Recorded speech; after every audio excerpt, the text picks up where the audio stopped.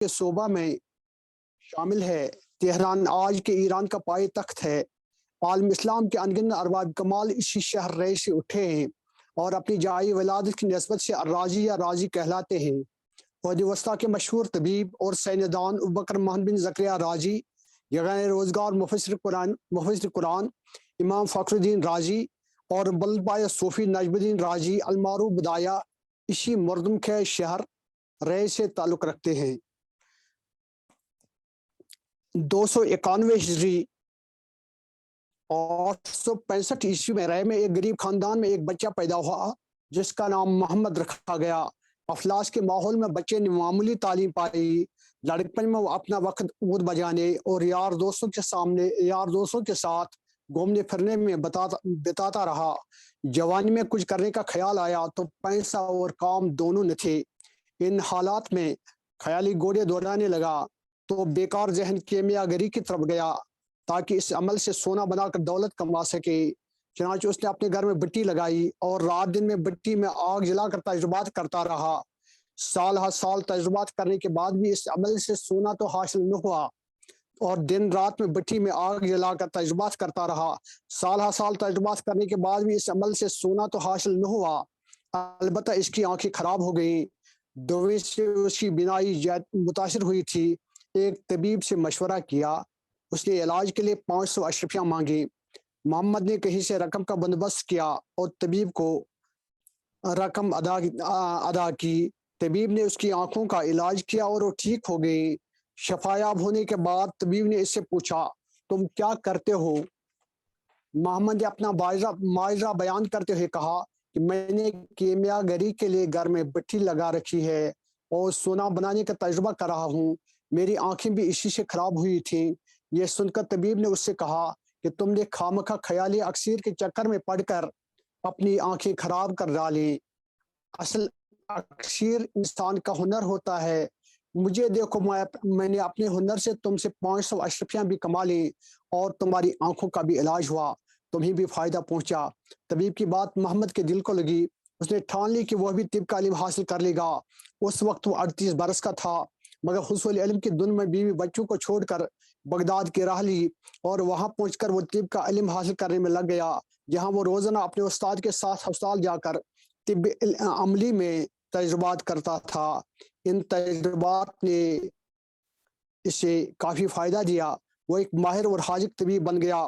محمد اگرچہ غریب گھرانے میں پیدا ہوا تھا، مگر اب وہ طب کی بدولت قابل احترام شخصیت بن چکا تھا۔ آگے چل کر محمد کی شہرت عالم اسلام کی حدود سے نکل کر چاردانگ عالم میں پھیل گئی۔ محمد کا پورا نام ابوبکر محمد بن زکریا رازی تھا۔ پچھلے 1100 سال سے وہ مشرق میں راجی اور مغرب میں ریزیز، الراجی اور ابو باشر کے ناموں سے مشہور ہیں۔ ان کی کتابوں کے ترجمے یورپ کے میڈیکل کالجوں میں صدیوں تک داخل نصاب رہے ہیں۔ بغداد میں جب راجی نے طب کی تعلیم مکمل کی تو ان کے آبائی شہر رے کے ہسپتال میں ناظم کی جگہ خالی ہوئی تھی۔ راجی ہسپتال کے ناظم مقرر ہو گئے۔ بعد میں اسی ہسپتال کے ناظم اعلیٰ مقرر ہوئے، جسے ساور کہتے تھے۔ یہاں ان کی شہرت کو 4 چاند لگے۔ چنانچہ ان کا تبادلہ بغداد کر دیا گیا، جہاں ایک بڑے ہسپتال کا منصوبہ حکومت کے زیر غور تھا۔ ہسپتال کے لیے موزوں جگہ منتخب کرنے کا کام راجی کو تفویض ہوا۔ انہوں نے بڑی مہارت سے موزون مقام منتخب کرنے کی ذمہ داری نبھائی۔ بغداد کے مختلف گوشوں میں انہیں بلندیوں پر گوشت کے ٹکڑے آویزان کرائے۔ جس جگہ کا گوشت سب سے آخر میں سڑا، راجی نے آب و ہوا کے لحاظ سے اسی جگہ کو ہسپتال کے لیے موزون خیال کیا۔ چنانچہ ان کی نگرانی میں ہسپتال کی تعمیر کا کام مکمل ہوا۔ اس کے بعد راجی کو ساو اتباع میں سے منتخب کر کے بغداد کے سب سے بڑے ہسپتال کا ساور یعنی رئیس الاطباء یا ناظم اعلیٰ مقرر کیا گیا، جس کے تحت سارا طبی عملہ کام کرتا تھا۔ جس وقت ان کا انتقال ہوا وہ اسی منصب پر کام کرتے تھے۔ راجی ایک عظیم سائنسدان اور بلند پایہ مفکر تھے۔ ان نے مختلف موضوعات پر 250 سے زائد کتابیں تحریر کی ہیں۔ طب میں ان کی کتابیں الحاوی، کتاب المنصوری اور کتاب الجدری والحسبہ بہت مشہور ہیں۔ الحاوی طب کے تمام پہلوؤں کا احاطہ کرتی ہے۔ یہ بہت ضخیم کتاب ہے جو 25 جلدوں پر مشتمل ہے۔ ایک یہودی عالم فریب بن سالم نے اس کا لاطینی ترجمہ لیبر کانٹیننٹس کے عنوان سے 1279 میں کیا تھا۔ لاطینی ترجمہ 25 جلدوں میں ہے۔ اس کی مقبولیت کا عالم یورپ میں یہ تھا کہ یہ پہلی بار 1486 میں شائع ہوئی۔ کتاب بہت ضخیم تھی اور دام بھی بہت زیادہ تھے، مگر 1542 میں اس کا 15واں ایڈیشن نکلا۔ علاوہ ازیں کتاب کے مختلف حصوں کے ترجمے بھی وقتاً فوقتاً شائع ہوتے رہے۔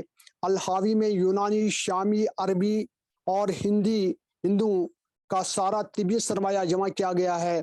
اس کا لاطینی ترجمہ صدیوں تک یورپ میں پڑھایا جاتا تھا۔ راضی کی ایک اور کتاب کتاب المنصوری ہے جو انہوں نے امیر خراسان منصور بن اسحاق کے نام لکھی تھی۔ یہ بھی ضخیم کتاب ہے اور 10 جلدوں پر مشتمل ہے۔ یہ کتاب یہ بہت مشہور ہوئی۔ اس کا ترجمہ لاطینی میں جرار الکرمونی نے کیا تھا، جس کو مغرب میں بے حد پذیرائی ملی۔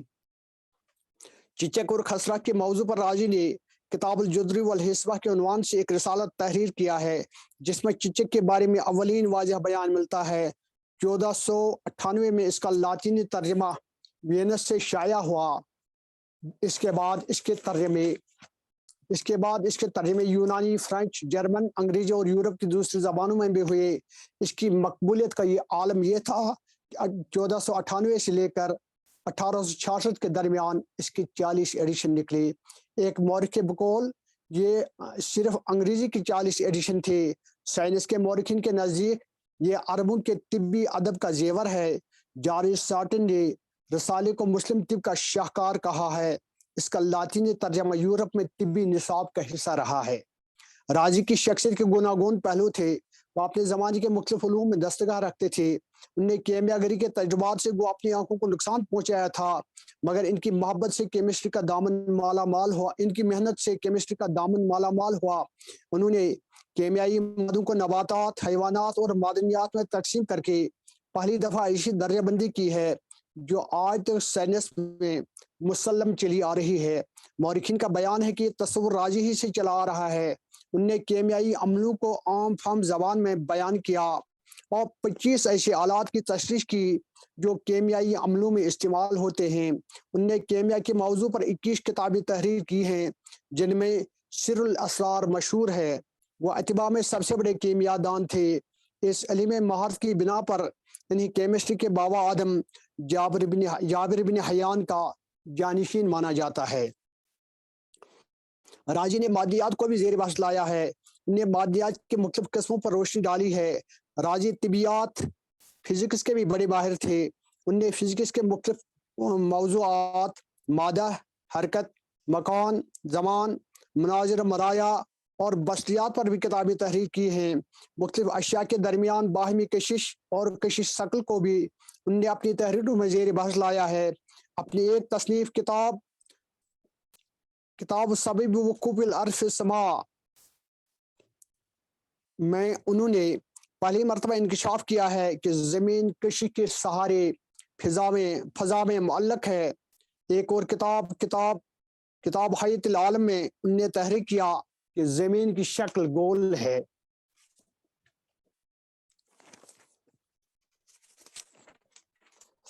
راضی عظیم سائنسدان ہی نہیں، کثیر المطالعہ مفکر اور فلسفی بھی تھے۔ انہوں نے یونان کی تمام کتابوں کا مطالعہ کیا تھا۔ نیز وہ اپنے پیشروں کی کتابوں سے بھی آگاہ تھے۔ وہ حریت ضمیر اور آزادی فکر کے قائل تھے۔ متاخرین کو متقدمین پر فوقیت دیتے تھے۔ ان کا کہنا تھا کہ متاخرین کے پاس متقدمین کا علم بھی ہوتا ہے اور اپنا بھی، جبکہ متقدمین کے پاس صرف اپنا علم ہوتا ہے، متاخرین کا علم نہیں ہوتا۔ وہ افلاطون کو ارسطو پر فوقیت دیتے تھے اور اپنے آپ کو افلاطون اور ارسطو دونوں سے برتر سمجھتے تھے۔ ان کا دعویٰ تھا کہ وہ فلسفہ میں سقراط اور طب میں بقراط کے ہم پایا ہیں۔ راضی کسی بات کو صرف اس لیے صحیح نہیں سمجھتے تھے کہ اسے اگلے کہہ گئے ہیں یا کوئی یونانی فلسفی اس کا قائل رہا ہے۔ وہ کسی چیز کو اسی وقت صحیح مانتے تھے جب تجربے اور مشاہدے سے اس کی تصدیق ہوتی تھی۔ انہوں نے ارسطو پر تنقید کی اور ان کے بعض نظریات مسترد کر دیے، جعلی نیوز پر اعتراضات کیے اور ان کی غلطی کی نشاندہی کی۔ ماہرین نے اعتراف کیا کہ ان دونوں پر انہوں نے جو تنقید کی ہے وہ بے جا نہیں ہے۔ راضی کی بلند پایہ کثیر الجہاد شخصیت کے چند پہلو مشترے نمونہ آج کھرواری کے مصداق ہیں۔ وہ زیادہ تر ایک عظیم طبیب کی حیثیت سے جانے جاتے ہیں۔ اس کی ایک وجہ یہ ہے کہ ان کی تمام تصنیفات کی نصب تعداد طب سے تعلق رکھتی ہے، اور دوسرا سبب یہ ہے کہ لوگوں کو طبیب سے زیادہ واسطہ پڑتا ہے۔ راضی کو طب کی تاریخ میں جو لافانی مقام ملا ہے وہ ان کے انہی طبی کارناموں کا ثمرہ ہے۔ راضی کے زمانے تک مختلف قوموں کا جو طبی سرمایہ تھا وہ بکھرا ہوا تھا اور پراگندہ تھا، ان نے اسے یکجا جمع کر کے آنے والی نسلوں کے لیے محفوظ کر دیا۔ علاوہ ازیں راضی نے اپنے تجربات سے بھی طب میں گراں قدر اضافہ کر کے بڑی خدمت انجام دی ہے۔ انہوں نے فوری علاج کے لیے فرسٹ ایڈ کا طریقہ رائج کیا، پارے کا لیپ متعارف کرایا، زخموں کو ٹانکنے میں حیوانی آنتوں کا استعمال کیا۔ ان کے زمانے میں اطباء مریض کے کاروڑی کو دیکھ کر مرض کی تشخیص کیا کرتے تھے۔ بعض اوقات وہ مریض کو دیکھے بنا صرف کاروڑی کا معائنہ کر کے مریض کا اندازہ لگایا کرتے تھے۔ راضی نے یہ طریقہ بند کر دیا۔ علم الجنین، علم تولید میں متعدد دریافتیں ایسی ہیں کہ انہی کے نام اعمال کی زینت ہیں۔ ان نے امراض چشم کے علاج کے طریقے متعارف کرائے، موتیا بند کے لیے علاج اور سرجری کا طریقہ بتایا، اور چچک اور خسرے کے بارے میں پہلی دفعہ دنیا کو درست معلومات دے کر وبائی امراض پر تحقیق کی داغ بیل ڈال دی۔ راضی نفسیاتی علاج کے بھی ماہر تھے۔ انہوں نے نفسیاتی علاج کے ذریعے بخارا کے بادشاہ امیر منصور کا علاج کیا تھا۔ راضی نے طب میں متعدد انوکھے اور نئے نظریات پیش کیے جو دوسرے اطباء کے لیے چشم کشا تھے۔ راضی کی تصنیفات مشرق مغرب میں قدر کی نگاہوں سے دیکھی جاتی تھیں۔ طبی ادارے، حکماء اور حکمران ان سے مستفید ہو رہے تھے۔ 1395 میں پیرس یونیورسٹی کی میڈیکل فیکلٹی کی لائبریری میں کل 9 کتابیں تھیں، جن میں ایک کتاب راضی کی الحاوی تھی۔ یورپ کے مشہور سائنسدان راجر بیکن المتوفہ 1292 کے لیے راضی مستند حوالہ تھے۔ وہ بار بار ان کے حوالے دیتے ہیں۔ یورپ ہی کے ایک بڑے سائنسدان اور ماہر علم الابدان اینڈریاس عربی زبان جانتے تھے۔ راضی کی کچھ کتابوں کا عربی اعزاز جمع کیا تھا جو پورے 100 سال تک یورپ کے ڈاکٹروں کے لیے مستند حوالہ بنا رہا۔ فرانس کے بادشاہ لوئی یازدم کو راضی کی کچھ کتابوں کی ضرورت پڑی۔ اس نے پیرس سے رجوع کیا، ایک امیر نے ضمانت دی اور بہت بڑی رقم جمع کروانی پڑی۔ تب یونیورسٹی کے حکام نے بادشاہ کو راضی کی کچھ کتابیں مستعار دیں۔ اس واقعہ سے اس عظیم طبیب کی تحریروں کی قدر قیمت کا اندازہ لگایا جا سکتا ہے۔ راضی کی عظمت کا اعتراف بڑے بڑے فضلاء اور مورخین نے کیا ہے۔ میل دوران کا قول ہے کہ راضی باتفاق رائے مسلم اتباع میں عظیم ترین اور قرون وسطیٰ کے عظیم ترین معالج تھے۔ اوپر کہا گیا ہے کہ راضی نفسیاتی علاج کے ماہر تھے۔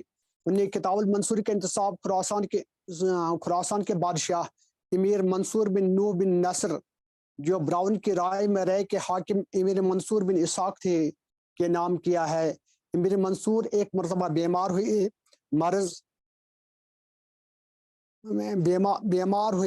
مرض لا علاج تھا، اتباع علاج سے عاجز ہوئے۔ آخرکار امیر نے ایک آدمی بھیج کر راضی کو بلایا۔ راضی جب سفر کے دوران دریائے جیہون کے کنارے پہنچے تو انہیں دریا دیکھ کر کہا کہ میں کشتی میں نہیں بیٹھوں گا، کیونکہ اللہ نے کہا کہ اپنے آپ کو ہلاکت میں مت ڈالو۔ راضی نے امیر کے ایک آدمی کو اپنی کتاب دے کر کہا کہ میں یہ کتاب ہوں، اس سے تمہاری مراد پوری ہوگی، میری کوئی ضرورت نہیں ہے۔ امیر منصور کو جب کتاب پہنچی اور راضی کے نہ آنے کا واقعہ سنا تو وہ ناراض ہوئے۔ انہوں نے اپنے آدمیوں کو 1000 دینار اور ایک خاص گھوڑا سامان دے کر تاکید کی، جا کر پہلے راضی کو نرمی سے سمجھا کر کشتی میں بیٹھنے پر آمادہ کر لینا، اگر وہ مانے تو ٹھیک، ورنہ جبرن ان کے ہاتھ پاؤں باندھ کر کشتی میں بٹھا کر دریا پار کراؤ اور یہاں لے آؤ۔ یہ لوگ راضی کے پاس پہنچے اور انہیں نرمی سے کہا کہ آپ کشتی پر سوار ہوں، مگر وہ نہیں مانے۔ ناچار لوگوں نے ان کے ہاتھ پاؤں باندھ کر جبرن کشتی میں بٹھایا۔ جب دریا کے دوسرے کنارے پر پہنچے تو انہوں نے ان کے ہاتھ پاؤں کھول کر ان سے کہا کہ ہم سمجھے تھے کہ آپ ہم سے آزردہ ہوں گے مگر آپ ناراض نہیں ہے۔ اس پر راجی نے ان سے کہا مجھے پتا ہے کہ سال میں 20,000 آدمی جیہون سے گزرتے ہیں اور غرق نہیں ہوتے، میں بھی نہیں ہوں گا، مگر یہ بھی ممکن ہے کہ ڈوب جاؤں، اور اگر ڈوب گیا تو قیامت تک لوگ کہیں گے کہ محمد زکریا بیوقوف شخص تھا، خود ہی کشتی میں بیٹھا اور ڈوب گیا۔ یوں میں ان لوگوں میں ہو جاتا جن کو ملامت کی جاتی ہے، لیکن ان لوگوں میں جن کو معذور سمجھا جاتا ہے۔ راجی ان لوگوں کے ساتھ بخارا پہنچے اور امیر منصور سے ملاقات ہو گئی۔ ان نے ان کے مرض کا علاج کرنا شروع کیا، مگر بہت دنوں تک علاج کرتے کرتے عاجز آ گئے۔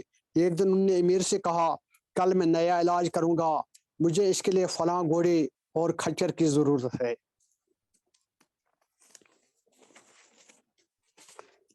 دوسرے دن یہ مطلوبہ گھوڑا اور کھچر جو دونوں برق رفتار تھے فراہم کیے گئے۔ راجی امیر کو ایک حمام میں لے گئے، گھوڑے اور کھچر کو حمام کے باہر باندھ دیا اور رکابداری کا کام اپنے غلام کو سونپا۔ اس کے بعد انہوں نے حمام سے تمام نوکر چاکر باہر نکالے اور اسے بالکل خالی کرایا۔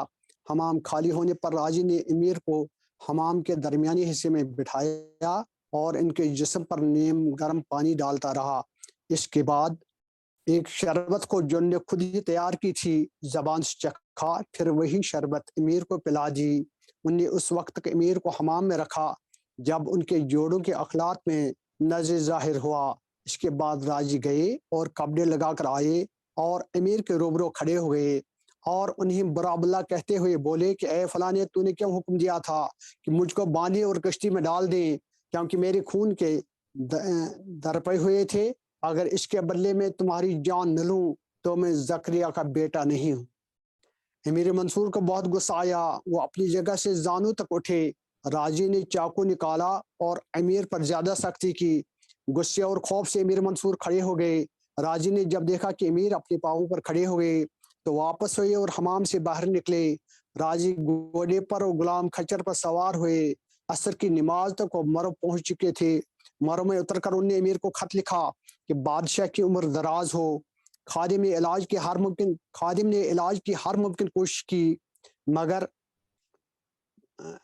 مرض پورے ذوف کے ساتھ موجود تھا، تبھی علاج میں بہت وقت لگ جاتا، اس لیے میں نے اسے ترک کیا اور نفسانی علاج کیا۔ میں نے آپ کو حمام میں لیا اور شربت دے کر چھوڑا تاکہ اخلاط میں نظر ہو۔ پھر خادم نے بادشاہ کو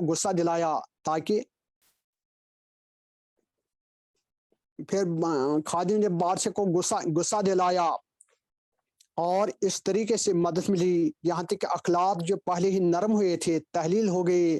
اب اس کے بعد مناسب نہ تھا کہ بادشاہ اور خادم ایک جگہ رہیں۔ امیر جب اپنے پاؤں پر کھڑے ہو گئے اور راجی سوار ہو کر بھاگ گئے تھے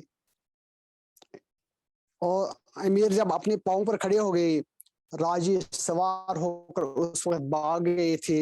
امیر اچانک بے ہوش ہو گئے۔ جب وہ ہوش میں آ گئے تو اپنے پاؤں پر چل کر حمام سے نکل آئے۔ انہوں نے اپنے نوکروں کو آواز دی کہ طبیب کہاں گئے؟ ان لوگوں نے جواب دیا کہ وہ حمام سے نکل کر گھوڑے پر سوار ہوئے، ان کے غلام کھچر پر سوار ہوئے، وہ دونوں چلے گئے تھے۔ امیر منصور سمجھ گئے کہ راجی کا مقصد کیا تھا۔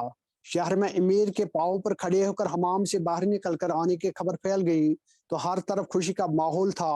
لوگوں نے صدقے کیے اور قربانیاں دی، جشن منائے گئے، مگر طبیب کو تلاش کیا، وہ نہ ملے۔ 7ویں روز راجی کا غلام کھچر پر سوار ہو کر شہر میں داخل ہوا۔ اس کے ساتھ وہ گھوڑا بھی تھا جس پر راجی سوار ہوئے تھے۔ غلام بادشاہ کی خدمت میں حاضر ہوا اور راجی کا خط پیش کیا۔ بادشاہ امیر منصور نے خط پڑھا اور تعجب کیا۔ انہوں نے راجی کا عذر قبول کیا اور انہیں خلعت، گھوڑا، زین، جبہ، دستار، ہتھیار، ایک غلام اور ایک کنیز عطا کی۔ نیز انہوں نے حکم دیا کہ رائے میں مامون کے املاک میں سے ہر سال 2000 دینار سونا اور 200 کھروار غلہ ان کے نام جاری کیا جائے۔ امیر منصور نے اس خلعت اور اس روزینہ کو ایک مشہور شخص کے ہاتھ مرو بھیجا۔ امیر مکمل طور سے احتیاط ہوئے اور راجی بامراد ہو کر گھر پہنچ گئی۔ یہ تھے ابوبکر محمد بن زکریا راجی، جو عظیم سائنسدان، شہرا آفاق طبیب اور یگان روزگار ماہر نفسیات تھے۔ اسی پہ آج کے میراث کا جو ہے پروگرام جو ہے ختم کیا جاتا ہے۔ والسلام.